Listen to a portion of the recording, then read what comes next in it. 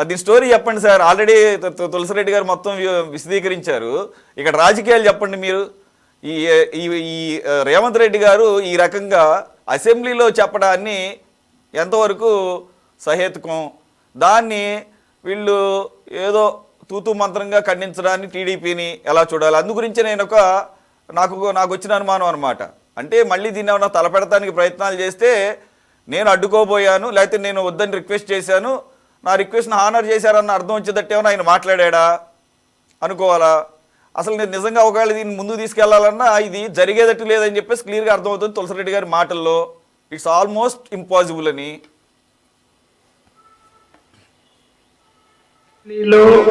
ఆయన రేవంత్ రెడ్డి గారు చాలా స్పష్టంగా నేను ఆపించగలిగాను, అయినా కూడా నేను ఎవరికి చెప్పుకోలే, ఇప్పుడు సందర్భం వచ్చింది కాబట్టి చెప్తున్నా అని చెప్పారు.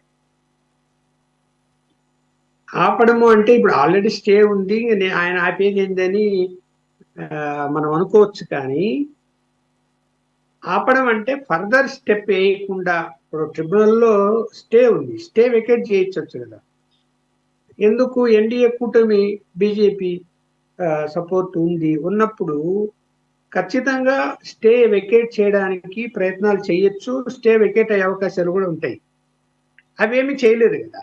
చేయలేదు అంటే ఆ ప్రాజెక్టు ఫర్దర్ ఒక అడుగు కూడా ముందుకు పోకుండా నేను ఆపగలిగాను. నేనైతే ఏకీభవిస్తున్నా ఆయన అనిన మాటలు. ఎందుకు అంటే ఒక బిగ్ కాంట్రాక్టరు, ఒక big BJP leader Revanth Reddy మధ్య, చంద్రబాబు నాయుడు మధ్య సారథ్యం వహించారు. ఎవిడెన్స్ నా దగ్గర లేకపోవచ్చు, కానీ నేనైతే గంటాపదంగా చెప్తున్నా. ఎందుకు సారథ్యం వహించారు అంటే, పోలవరం బనకచెర్ల ప్రాజెక్టుకు నువ్వు అభ్యంతరం పెట్టకయ్యా రేవంత్ రెడ్డి గారు, ఆ రాయలసీమ ప్రాజెక్టు కావాలంటే మేము దాన్ని జోలిపోము, ఇదేమో దాదాపు 90-80 లక్షల కోట్ల పెద్ద ప్రాజెక్ట్ ఇది, అది ఏముంది 4000 కోట్ల ప్రాజెక్టు. ఈ ప్రాజెక్టు సక్సెస్ అయితే ఆ ప్రాజెక్ట్ అవసరం కూడా ఉండదు, ఎలాగో గోదావరి జిల్లాలు కృష్ణాలో కలుస్తాయి, అన్నిటికీ నీరు వస్తుంది అనేటువంటిది జరిగింది. జరిగినప్పుడు చంద్రబాబు నాయుడు గారు ఒక్కోసారి కొన్ని విషయాల్లో లోతుగా ఇది రాజకీయం ఎక్కడ పోతుందో అని ఆలోచించకుండా అప్పుడప్పుడు తల ఊపుతుంటాడు. ఇప్పుడు సమాధానం తులసిరెడ్డి గారు అన్నట్టు సమాధానం ఎవరు చెప్పాలి? రేవంత్ రెడ్డి చెప్పిన మాటకు చంద్రబాబు నాయుడు గారే. అలాంటి ఎవరికి ఏమి, తెలుగుదేశం మంత్రులకు గానీ ఎవరికి ఏమీ తెలియదు. ఏదైనా జరిగి ఉంటే వాళ్ళిద్దరి మధ్య జరిగి ఉంటుంది, మధ్యవర్తులు వీళ్ళున్నారు, హాట్లైన్లో ఫోన్లలో కూడా మాట్లాడిపించి ఉండొచ్చు. అందువలన వాళ్ళు ఆ ప్రాజెక్టును పక్కన పెట్టాడు చంద్రబాబు నాయుడు గారు. అది నేను చెప్తేనే జరిగింది అని ఆయన అసెంబ్లీలో ఆన్ రికార్డు చెప్పాడు. దాన్ని తొలగించమని చూద్దాం, అడగమనండి ఆంధ్రప్రదేశ్ వాళ్ళు, అయ్యా నీ అసెంబ్లీ రికార్డు తొలగించు, నువ్వు అబద్ధం చెప్పావని. తొలగిస్తారా? తొలగించడు. పైగా ఏం చేస్తున్నాడు మళ్ళీ ఇప్పుడు, అది ఎప్పుడైతే రివర్స్ కొట్టిందో, ఏది పోలవరం బనకచెర్లది పేరు మార్చి ఇంకొక దానికి ఏదేదో తులసిరెడ్డి గారు చెప్తారు, ఇంకొకటి ప్రపోజల్ పెట్టారు. అయితే గవర్నమెంట్ తెలంగాణ గవర్నమెంట్ సుప్రీంలో కేసు ఏది బనకచెర్ల ప్రాజెక్టు అంటే ఒకవైపు ఏమో ఇప్పుడు ఎలా ఉంటది అంటే, ముఖ్యమంత్రులు ఉన్నప్పుడు ఇద్దరికి అనుకూలంగా ఉంటే వాళ్ళ ఆలోచన ప్రకారం వాళ్ళు పోతారు. జగన్మోహన్ రెడ్డి, కేసీఆర్ ఒక అండర్స్టాండింగ్ మీద ఉన్నారు. అంతకుముందు చంద్రబాబు నాయుడు గారు పోలవరం కడతానంటుంటే ఈయన కాళేశ్వరం కట్టాలి కాబట్టి ఈయన లేదు లేవయ్యా మేము కాళేశ్వరం కట్టుకుంటాము, మా గోదావరి జిల్లాల మీద అభ్యంతరం పెట్టాకు, నువ్వు పోలవరం కట్టుకో అంటే ఇద్దరు ఒక మాట అనుకొని, ఆయన కేసీఆర్ చెప్తాను ఆ మాట, ఇద్దరు ఒక మాట అనుకొని పోలవరం ఆయన వాళ్ళు స్టార్ట్ చేసి మేము ఇక్కడ చేశాము. సరే, ముఖ్యమంత్రులు అనే వాళ్ళు అన్ని అనుమతులు రావడం కష్టమవుతుంది కాబట్టి ఒక మాట మీద, అంగీకారం మీద కట్టేసుకుంటే పోతుంది, బాగుపడతారు అనే ఉద్దేశంతో చేయొచ్చు. ఇప్పుడు రాజశేఖర్ గారు కూడా పోతిరెడ్డి వాడు ఎడ్డు రెగ్యులేటర్ వెడల్పు చేశాడు ఆయన ముఖ్యమంత్రి అయిన తర్వాత. మరి అది చట్టానికి విరుద్ధం అని చెప్పి తెలంగాణ వాళ్ళు మొత్తుకుంటున్నారు కదా. ఇక చేశాడు. ఎట్లా చేస్తాడు వెడల్పది? ఎవరి అనుమతులు తీసుకొని చేశాడు అనేది క్వశ్చన్. అలాగే రాయలసీమ ప్రాజెక్టు పెట్టాడు జగన్మోహన్ రెడ్డి. ఆయన ఏమనుకున్నాడు, నా మాట అయితే కేసీఆర్ వింటాడు కదా, కాబట్టి నేను పెట్టేసుకుంటా ఇక్కడ అని ఇక్కడ వచ్చి టెక్కాయ కొట్టాడు. అంటే వాళ్ళిద్దరి మధ్య ఉన్న సఖ్యతను బట్టి కొన్ని ప్రాజెక్టులు మనం కట్టేసుకుంటే గనక ఫ్యూచర్ వాళ్ళకి ఉపయోగపడతాయి అనేటువంటి వాళ్ళ అభిప్రాయం. కర్ణాటక కూడా అదే పనిచేసింది పైన కృష్ణా వాటర్ మీద. బోలెడు ప్రాజెక్టులు కట్టింది అనుమతులు లేకుండా కూడా. అందువల్ల ఇక్కడ ఏంటి, ఏది ఏమైనా కూడా కింది ప్రాంతంలో ఉన్నటువంటి ఆంధ్రప్రదేశ్, ప్రత్యేకించి రాయలసీమ కృష్ణా వాటర్ మీద అన్యాయం జరిగితే ఎవరైనా అంగీకరిస్తారండి దాన్ని? ఒకప్పుడు ఉమ్మడి రాష్ట్రంలో అప్పర్ వచ్చేసి కర్ణాటక, ఆ పైన మహారాష్ట్ర. ఇప్పుడు రాష్ట్రం విడిపోయిన తర్వాత అప్పర్ వచ్చి తెలంగాణ, లోయర్ వచ్చేసి ఆంధ్రప్రదేశ్. లోయర్ స్టేట్ కు రైపేరింగ్ రైట్స్ ఉంటాయా, అప్పర్ స్టేట్ కు ఉంటాయా? మిగులు జలాల మీద మనం ప్రాజెక్టు కట్టుకుందానికి మనకు రైట్ ఉంటుంది, వీళ్ళకు ఉంటుందా?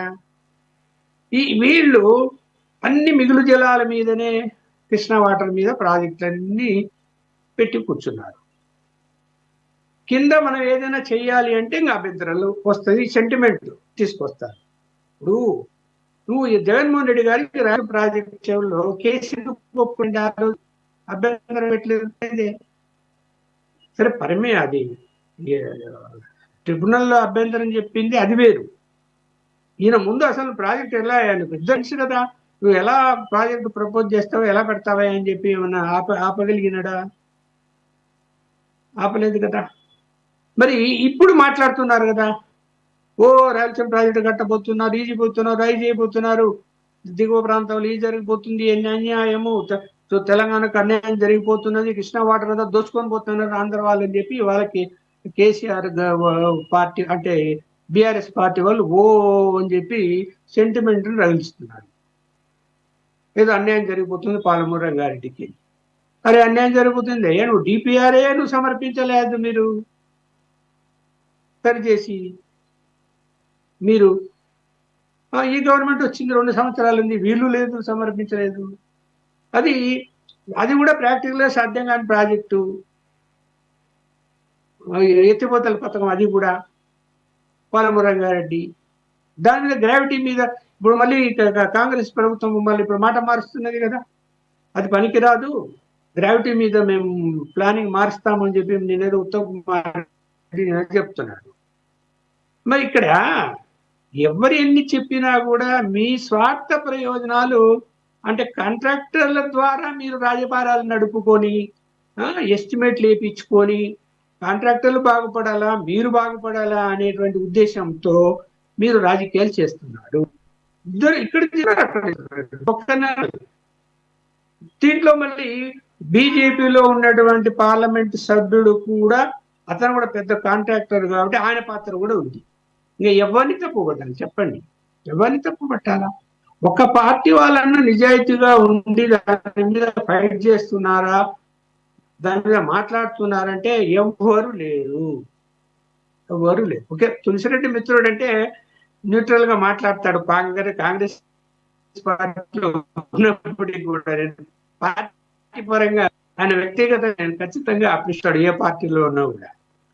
పార్టీ పరంగా మాట్లాడుకుంటే ఎవరికి చిస్తుంది, రాజశేఖర్ గారు పోలవరం ప్రాజెక్టు కాలువల ముందు కట్టించాడు.